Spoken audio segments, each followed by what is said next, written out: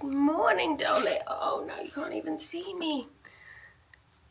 If you were a light, like a lamp, wouldn't it feel so great to like the light bulb be replaced? Like take one out and put a new one in? It must feel so great.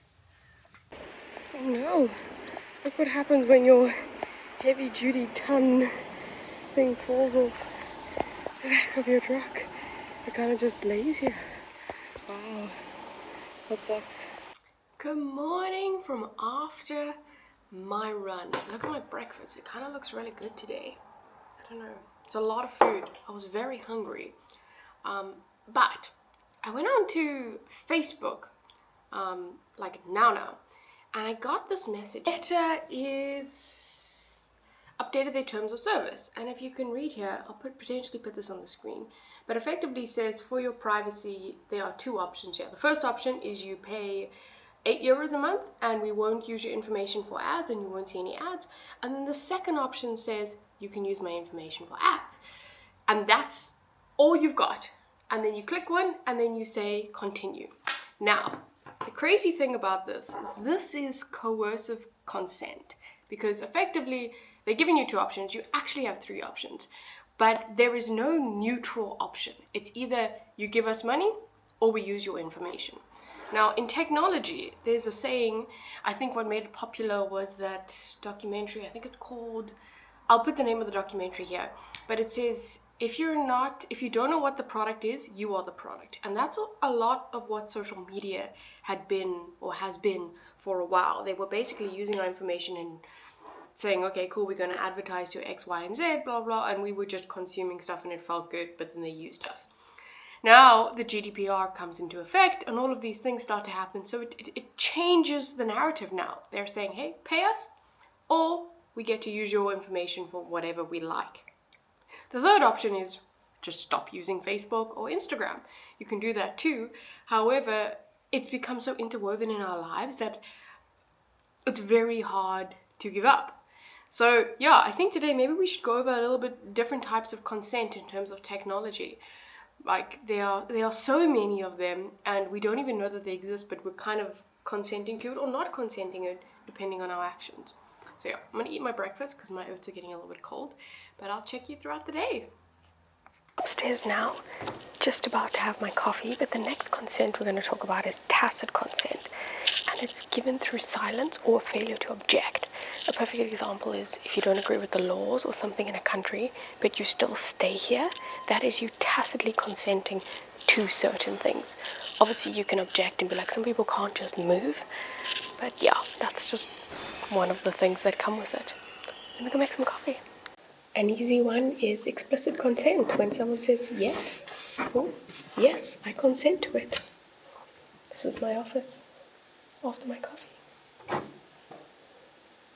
The next consent is implied consent, and that's basically like when you do a blood test or something, you put your arm out without saying, are you ready or do you want it? You just put your arm out. That's implied consent.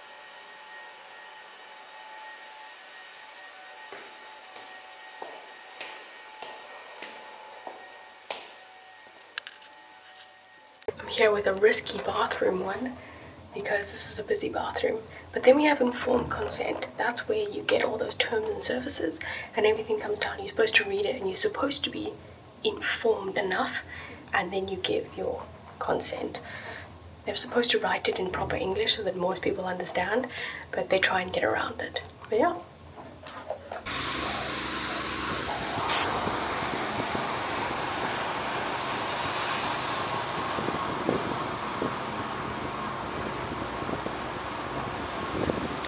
So now I'm outside. I wonder if you can actually hear me. It's so windy.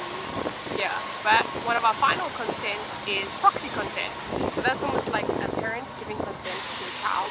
Or if you are incapacitated, like human, or you're at a hospital or something, you can give someone else the ability to say consent for you. So yeah.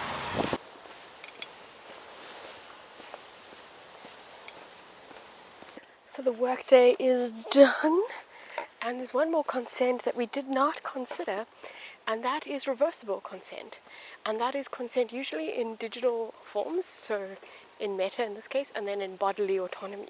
So it's consent that you can change your mind at any time without any reason. So you can delete Facebook and then, yeah, your consent is withdrawn, or any body things.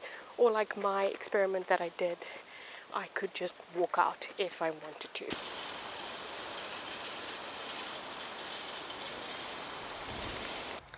So we're back home, and I just made dinner.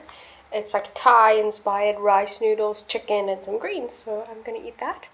I'm looking forward to it. I'm quite hungry. Good evening, everybody.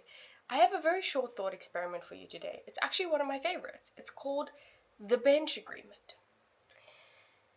And it goes like this. You walk through a quiet park and you see a bench.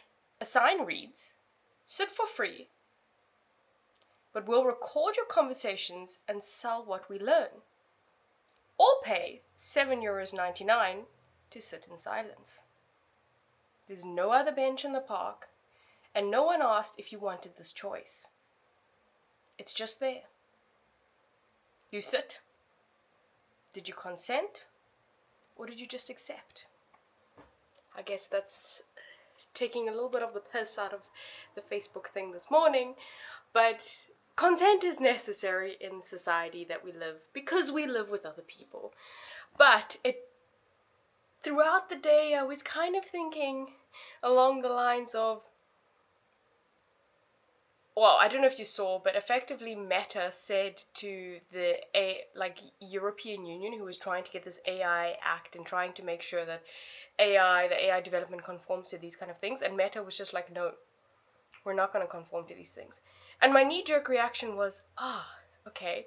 But it also meant that I don't get updates. Like today, OpenAI released ChatGPT agents, and Europe doesn't get access to that because these American companies do not conform to Europe's regulations.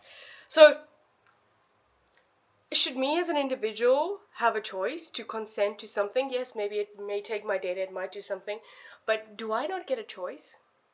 Anyway, I'm gonna go to bed. I will see you tomorrow.